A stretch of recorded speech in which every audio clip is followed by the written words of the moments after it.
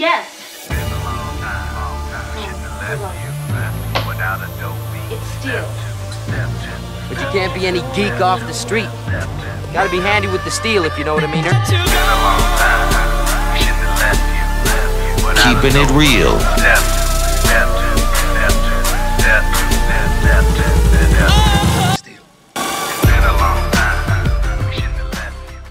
Hello and welcome back to the channel. My name is Steven and this is Steel Keeping It Real. So you know what today is. It's Throwback Thursday. And because it is Throwback Thursday, what I like to do is dig deep into the crates, go back to the days of yesteryear, and play you some classic hits. Now, this next song is from the year 1989, and this is Me, Myself, and I by De La Soul. I do apologize for my voice. I feel like I've been up screaming all night. Now, 1989 is it's a year of change, and the reason why I say that is that you have there was a lot more socially conscious hip hop happening in 1989. You had NWA, with I think that was 88 NWA with F the Police and things like that. But then all of a sudden 1989 comes around, and then you go from NWA to Public Enemy. And so the year Fight the Power came out, and 1989 is another sucker. Get Down, Sound of the Funky Jungle. So 1989 is Fight the Power. 1989 is Janet Jackson's Rhythm Nation. 1989 is some Queen Latifah, some Third Base, Beastie Boys, Paul's Boutique.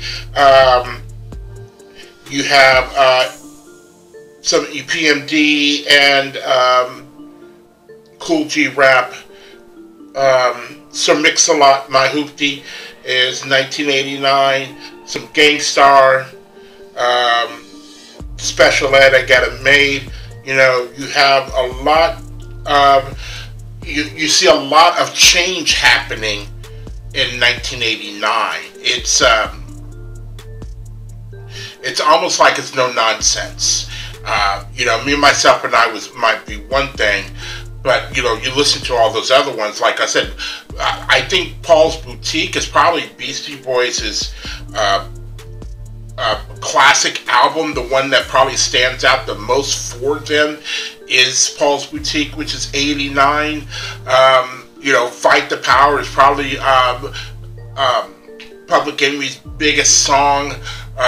Me, Myself, and I might be De La Soul's biggest song. Even though they had some other hits, this might be their biggest song. Janet Jackson's Rhythm Nation is her classic album that people go back to. 1989 is just this pivotal year. And what makes 1989 so big is the year that I moved to Columbus, Ohio. I moved here December 23rd, 1989, and I came out here from Colorado. I had long hair, kind of looking like Jesus, but it was an old Jerry curl that I just let go. And I came out here. I had a Bodo bag full of Southern Comfort. I had my Walkman with the orange headphones, and I had a Chianti wooden box full of cassette tapes, and I rode a Greyhound bus out here. So 1989 was a very, a pivotal year for me, as well as it was within music and, hip hop and R&B. So, if you like music like this and others on my channel, please don't forget to hit the like button, the subscribe button, and the notification button, because I'm doing at least 15 videos each and every week. So, without any further ado, let's get into De La Soul and Me, Myself, and I. And here we go. Oh my God, I don't believe this, man. Yo, Duff, who they put you with, man? I got Death Beat, man. Yo, man, they stuck me and Mace with Death Beat too.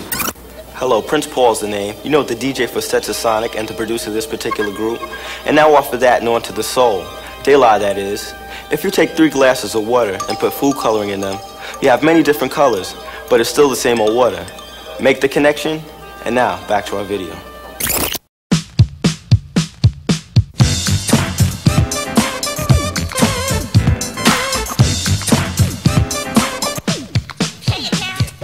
Mirror, mirror on the wall, tell me, mirror, what is wrong? Can it be my De La clothes, or is it just my De La song?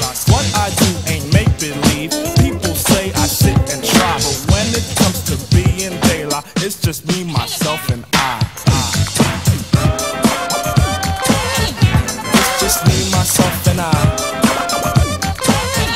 It's just me, myself, and I. Me, myself, and I. Now you tease my plug one style and my plug one spectacle. You say plug 1 and 2 are hippies, nowhere, not that's pure plug bull. Always pushing that we formed an image, there's no need to lie. When it comes to being plug 1, it's just me, myself, and I. It's just me, myself, and I. It's me, myself, and I. It's just me, myself, and I.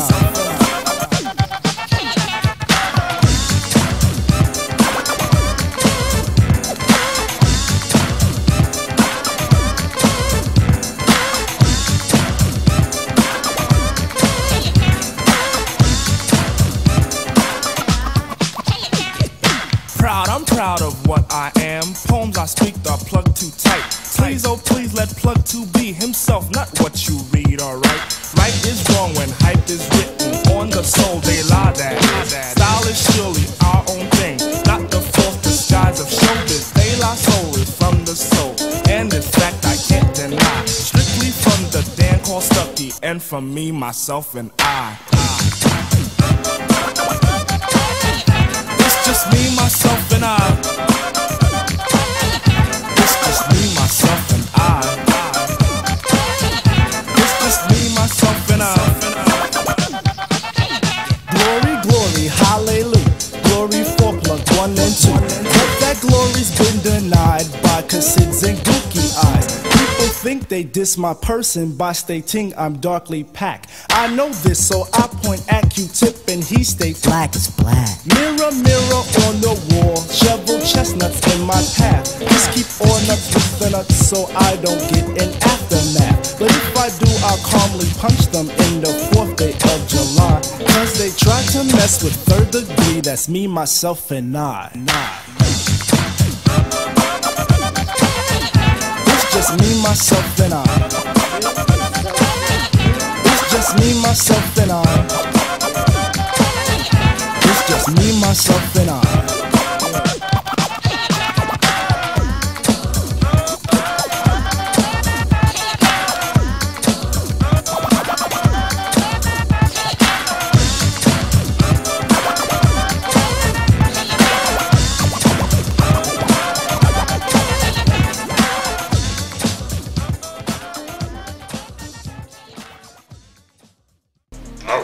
So that was Me, Myself, and I by De La Soul, heavily sampling, I believe it's Parliament's Aqua Boogie, but still back in the day, you could get away with certain things like that, you know, the sampling, until all of a sudden people are like, hey, you can't do that legally.